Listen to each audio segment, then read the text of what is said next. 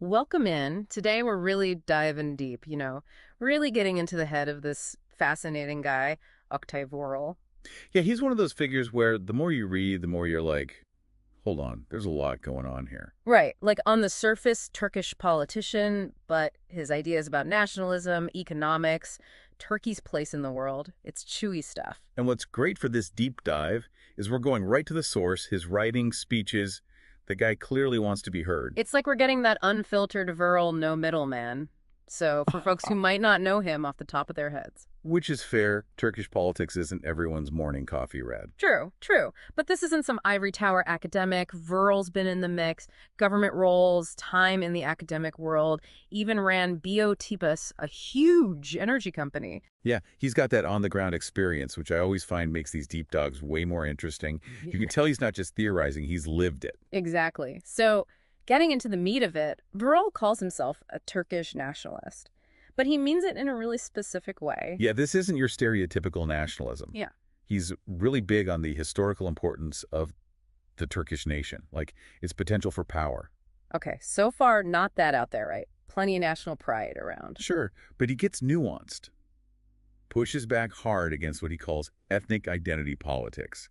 Says true Turkish nationalism, it's about shared culture, goals, not exclusion. Okay, hold on. Gotta unpack that. So he's all about this strong national identity, but it's not about pushing others away. Right, it's more like, he's got this anecdote in his book really stuck with me. Growing up in Diyarbakir, big Kurdish population there. Right, southeastern Turkey. And he's this Turkish kid, friends with this Kurdish kid. And they both loved Turkish folk music, like obsessed. So shared passion, even coming from different backgrounds. Exactly. And for Vural, that was it, right? It's not about one being superior. It's that overarching framework of Turkishness that matters. Fascinating. All right, so we've got this foundation of Vural's nationalism. How does that play out when he looks at the wider world? Because this is where I think it gets really interesting. So like this big picture view, right? Does he see the shared identity as Turkey's way to face, I don't know, all the craziness in the world? That's where globalization comes in, which he's got, well, thoughts on, let's just say. Yeah, Vural doesn't strike me as the kind of guy to just hop on whatever the trend is without like poking at it a little. Oh, he pokes hard. He gets that it brings opportunities, trade, all that. But he's worried about what he calls societal divisions, basically cracks within a nation. Which he sees as what? Making you vulnerable to outside pressure? Bingo. He makes this direct connection. The Ottoman Empire, its decline. That's what he's talking about. Too many internal problems, too easy for outsiders to swoop in. Okay, so history lesson time. Is he saying this has happened before? He brings up this term, Shark Mezalesi. It's the Eastern question. Basically how European powers messed with the Ottomans back in the day. Exploiting those weaknesses you're talking about. Exactly. And he's worried about that happening again. But now it's NGOs, international groups, trying to call the shots in Turkey. So it's not don't work with anyone, it's don't let them take over, kinda. Exactly. And this goes right into another big idea he has. Yeah. A strong military, smart energy policy. Those are non-negotiable for him. Keeping the lights on, indeed, keeping yourself safe. Classic combo. Right. Can't rely on anyone else for that, he'd say. And this is actually where he goes NN on his political rivals, especially the AKP party. The current ruling party, right? And Vural's not a fan, to put it mildly. To put it mildly, he thinks their whole approach is too wishy-washy, decentralized, trying to please everyone. Which in his view is weakness. 100%. Yeah. Especially facing globalization, you need a strong central government, a clear national vision, which he says the AKP just doesn't have, and then there's the economics of it all. Oh, yeah, he gets into that too, doesn't he? I'm sensing a rant coming on. What's he got against their economic policies? He thinks they're way too dependent on foreign investment, on imports.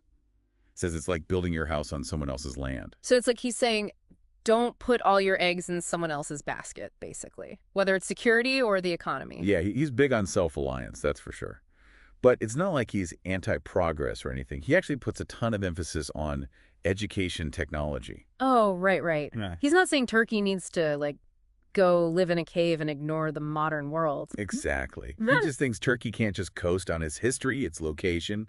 Got to be competitive, got to innovate. He wants to see him become a real player on the world stage, not just following what everyone else is doing. Okay, so it's like, hold on to those core values, that Turkish identity, but UT, also push forward, be self-made, all that. It sounds kind of tricky, honestly. It is. Whether it all works out the way he sees it, who knows? But to really get how much this stuff matters to Vural. There's this whole section in his book about the 2016 coup attempt. Oh, wow. He was actually there, right? In the Parliament building when it went down? Yeah, and he does not hold back. The chaos, the fear, you're right there with him. But what really jumps out is just how much he believes in democracy. Like, even with everything going crazy, he's worried about upholding the rule of law. Powerful stuff. So, okay, we've covered a lot of ground here, from nationalism to globalization, economics, even a coup. What's the average listener supposed to take away from all this, from Oktay Vural, this whole perspective he's putting out there? I don't think it's about agreeing with every single thing he says, right?